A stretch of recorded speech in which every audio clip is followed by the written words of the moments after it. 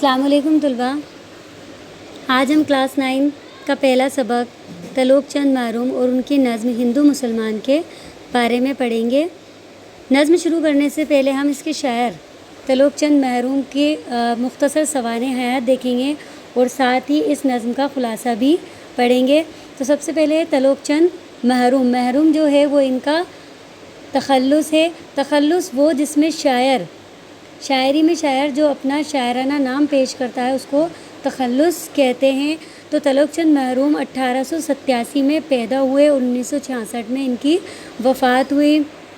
तलोक चंद महरूम दरियाए सिंध के मगरिबी किनारे तहसील ईसा खेल ज़िला मियांवाली में पैदा हुए और वहीं इनकी इब्तदाई तालीम पाई। तो इनकी शुरुआती जो तालीम थी वो इनके जो पैदाइश की जगह थी ज़िला ईसा खेल मियांवाली में ही शुरू हुई थी।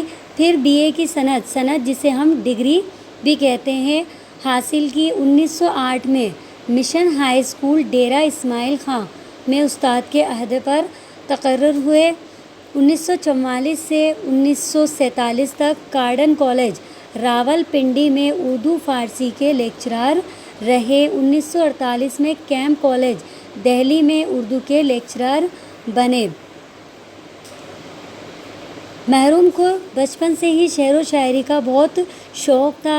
महरूम कादिर व कलाम शायर थे। उन्होंने कई शेरी असनाफ़ में अपनी सलाहियतों का इजहार किया है। सिर्फ गज़ल ही नहीं, गज़ल के अलावा इन्होंने रुबाइयात मसनवी भी बहुत तादाद में लिखी है। इनका कलाम रुबाइयात महरूम गंजे मुआनी के नाम से शाये हो चुका था। तो ये थी तलोक चंद महरूम की मुख्तसर सी सवाने हयात।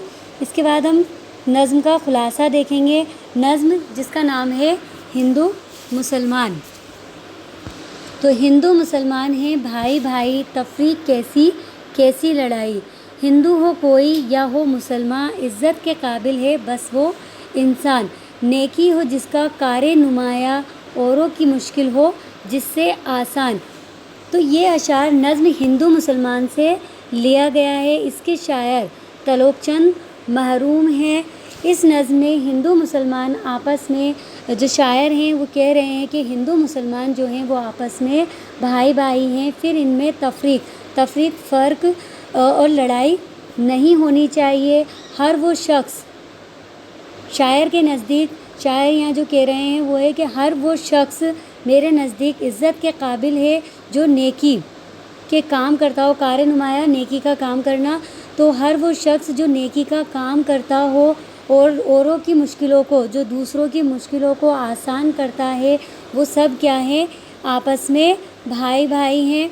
हर एक से नेकी सबसे भलाई, हिंदू मुसलमान सब भाई भाई। और जो सबसे नेकी का मुज़ाहिरा करता हो और सबकी भलाई का काम करता हो वो मेरी नज़र में जो है मुसलमान हैं और हिंदू हैं, आपस में भाई भाई हैं। इसका दूसरा बंद जो है दोनों का मस्कुन हिंदुस्तान है, दो बुलबुलें हैं एक गुलिस्तां है, एक सरज़मी है एक आसमां है, दोनों का यकजा सोदो ज़िया है, ना इत्तेफाकी आज़ार जाहे, मिलजुल के रहना है कामरानी, हिंदू मुसलमान कौमें पुरानी।